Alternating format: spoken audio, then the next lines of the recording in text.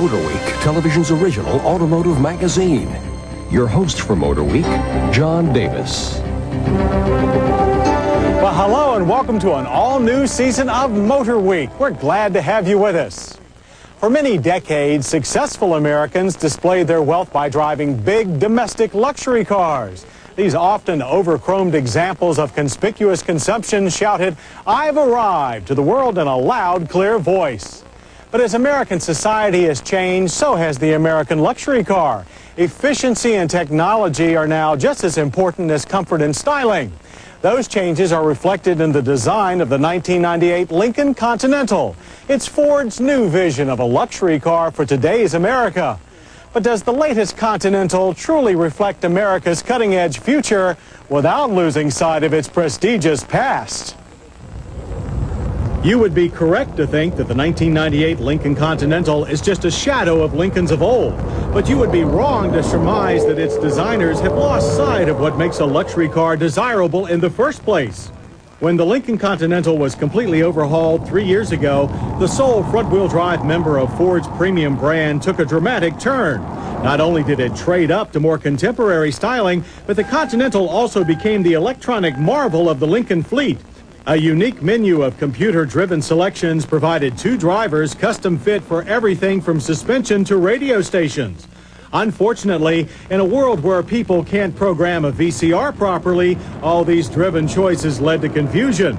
Clearly, that 95 Continental was ahead of its time. Enter the 1998 Lincoln Continental with refined styling and simplified electronics. The exterior is more forward-looking than ever and easily the most beautiful car in the Lincoln stable. The front fascia with seamless complex reflector headlights and stylized Lincoln grille leans back with the wind, while the front corners are equally pulled back for a more arrow-like appearance. Fender hood and rear deck lid are dent-resistant SMC plastic to save weight.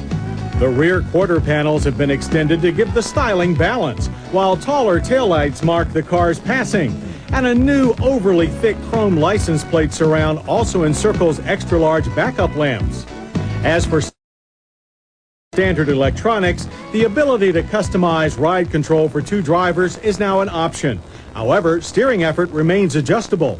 But after numerous laps of Ford's Dearborn Proving Grounds and prototype Continentals, we think the standard suspension setting will be most acceptable to the majority of Lincoln buyers. The Conti is still no handling king, but front-wheel drive plow is moderate. Fixed position gas-charged shocks grace each corner, with lower front spring rates to ensure a smooth ride. Air springs with load leveling remain at the rear. Turn-in is quick enough, especially when you leave the still adjustable effort steering system in its middle or normal position. At extremes, the low setting is too numb and light, while effort is needlessly heavy and high. Now, Jaguar does a wonderful job of designing in the right degree of handling without such electronic crutches, and the new Continental seems to be trying to find the same path. Brakes, on the other hand, needed no such change in direction. Stops from 60 of 130 feet are typical. The all-disc system has standard anti-lock with a modest amount of pedal feedback. Another item Ford refused to tamper with is the standard 4.6-liter dual overhead cam 32-valve V8. This is the impressive Intech engine, also used in the Mark 8. With some 260 horsepower and 270 pounds-feet of torque, it was more than adequate to pull this front-wheel drive luxury sedan through all of its paces with plenty of passing power and reserve. 0 to 60 took only 7.5 seconds, while the quarter mile passed in 15.6 seconds at 94 miles per hour. No matter what else you might say, this luxury car can get out of its own way. Plus, changes to the 4-speed front-drive automatic transaxle ensures shifts that are both crisp and gentle. An all-speed traction control system continues as standard. To go with the new exterior, the Continental gains a refined interior as well. The combination of real bird's-eye maple wood trim on the dash, as well as the door panels, and elegant touches like a chrome analog clock in the center of the IP, makes this a warmer, much more expensive atmosphere. The 98 Lincoln Continental will seat 6, but 5 is the standard complement. The leather-trimmed driver's seat moves back a couple of inches to make getting in easier. 2-position seat memory is standard, as are seat-shaped controls.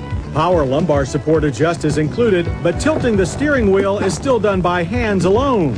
front seat padding is full while support good with plenty of head and leg room for 6-footers. If you order the heated seats, both bottom and back can be warmed. Controls are easy to reach, including the gear shift, which has a polished metal faceplate that reminds us of an Audi A8. Indeed, the clear fluorescent analog gauge cluster also looks like it belongs in a megabuck sports sedan. But we still think the message center operation is confusing. The center console with retractable front cup holders is also new. Automatic climate control is standard with new rear air vents. We expect good climate control in a car of this class. We also expect a great sounding stereo. The standard cassette system can be augmented with JBL speakers. And while there is no in-dash CD player, a compact disc changer can be fitted inside the front console. We like that a lot. The rear bench seat is broad and cushy with room for 3 adults in a pinch. The center armrest has acquired new cup holders. There is no in-car opening to the trunk, but the trunk lid can be opened with the key fob.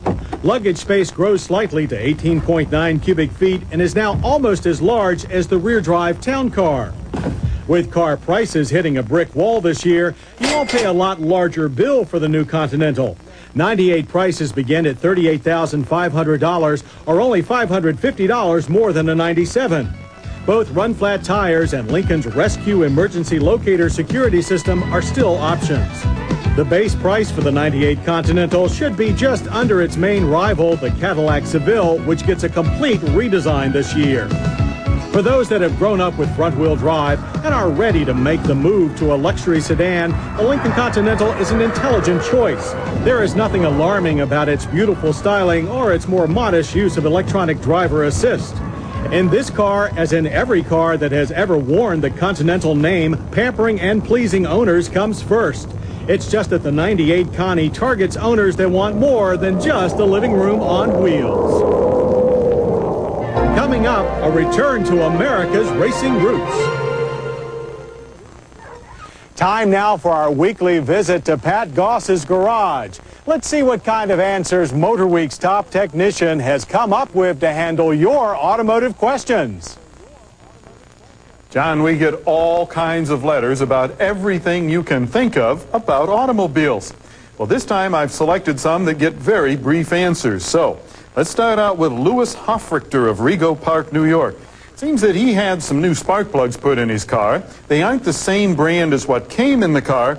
He wants to know, are all major brand spark plugs alike? Well, yes and no. You see, you don't have to use the same brand in your automobile. But you have to make sure that if you're using a different brand, that there is an exact changeover so the fit is perfect. Now, in addition to having a perfect fit, and that's determined by the part numbers, there are many types of purpose-built spark plugs. In other words, they're designed to increase performance or increase gas mileage or solve some individual problem that occurs frequently in a type of vehicle. Well, you may want to do your homework and figure out which one of these spark plugs suits your driving style best, then make sure there's an exact fit for your vehicle, and you might want to switch to it. Now, our second letter. This is from Louis Jess. He's from Belrue, Iowa. He says, "Dear Motor Week, how can I tell if my 4-barrel is kicking in on a 1962 Ford Fairlane with a 265 V8? Well, take it out on the highway, get up to about 50 miles an hour, floorboard it, and you should feel it in the seat of the pants." Well, okay, if that doesn't work, and I'm not sure that it would on a 265, what you'd need to do is you'd need